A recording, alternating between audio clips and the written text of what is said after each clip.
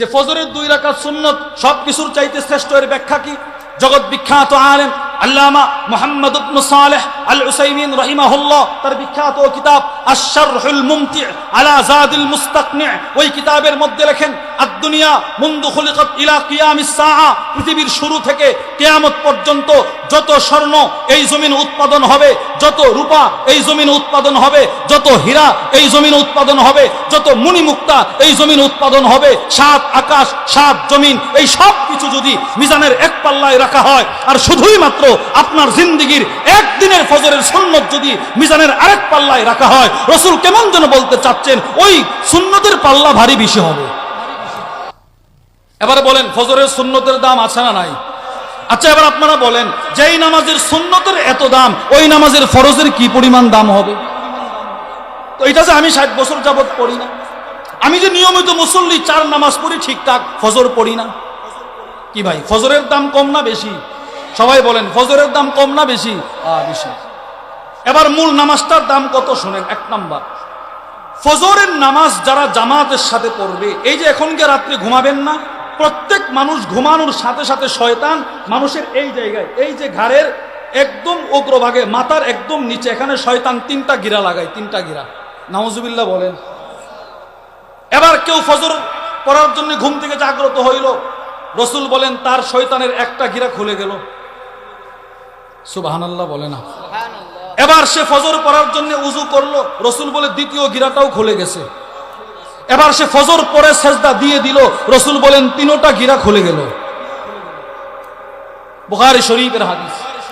One আবি হুরায়রা রাদিয়াল্লাহু তাআলা আনহু قال, আবু হুরায়রা বলেন, قال رسول الله صلى الله عليه وسلم يعقد الشيطان على قافية رأس أحدكم إذا هو نام 3 عقد, তোমাদের মধ্যে কেউ যখন রাতে ঘুমাতে যায়, তার কাঁধে, তার ঘাড়ের নিচু অংশে, মাথার নিচু অংশে শয়তান 3টা গিরা লাগায়।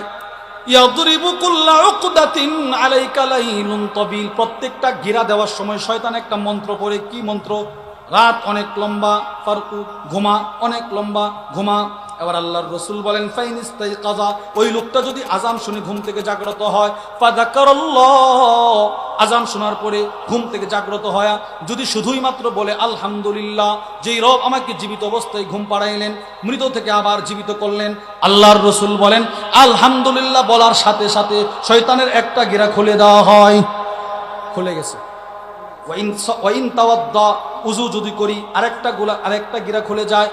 সাল্লা, নামাজ পড়লে 3টা খুলে যায়। এবার আল্লাহর রাসূল বলেন আসবাহা নাশীতান তাইয়িবান নাস, ওই লোকটার সারা দিন আনন্দ সহকারে কেটে যায়। সারা দিন যে আনন্দে কাটে, এটার ব্যাখ্যা করছেন আল্লামা ইমাম বদরুদ্দিন আল আইনি রাহিমাহুল্লাহ। তিনি বলেন ফজর যারা জামাতে পড়বে, 3টা গিরা খোলা মানি ওই দিন তার ব্যবসায় আল্লাহ অন্য দিনের তুলনায় কোটি গুণ বেশি লাভবান করে দিবে, সর্ব বিষয়ে আল্লাহ তাআলা বরকত দিবে। 1 নাম্বার। 2, ফজরের নামাজ যারা জামাতের সাথে পড়ে, রাসূল বলেন সে আল্লাহর জিম্মায় চলে যায়। মুসলিম শরীফের হাদিস। ওয়ান জুনদুব ইবনে আব্দুল্লাহ রাদিয়াল্লাহু তাআলা আনহু قال قال النبي صلى الله عليه وسلم من صلى الصبح في جماعة أو في الجماعة فهو في ذمة الله, যে ব্যক্তি ফজরের নামাজ জামাতের সাথে পড়বে, আল্লাহর রাসূল বলেন সে আল্লাহর জিম্মায় চলে গেল।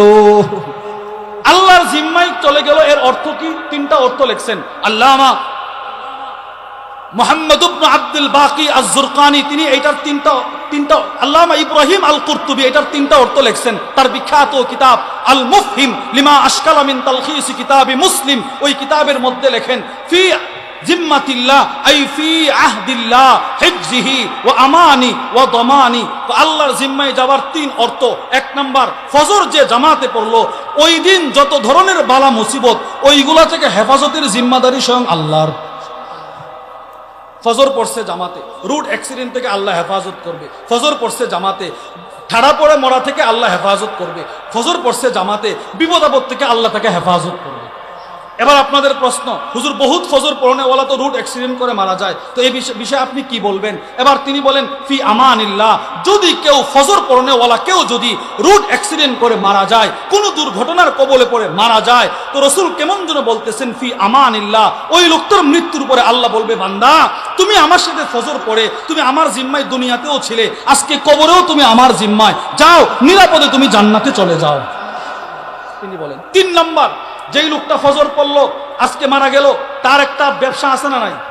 আছে। তার ছেলেগুলো ছোট হতে পারে, বড় হতে পারে, মেয়েগুলার বিবাহ হতে পারে, নাও হতে পারে, ছেলেগুলার সংসারের হাল ধরবে কে? তিনি বলেন ফি দমানিল্লাহ, কেমন যেন আল্লাহ বলে যা বান্দা তুই দুনিয়াতে ফজর পড়ে আসছিলি, তোর ছেলেগুলোর দায়িত্ব স্বয়ং আমি আল্লাহ নিয়ে নিলাম।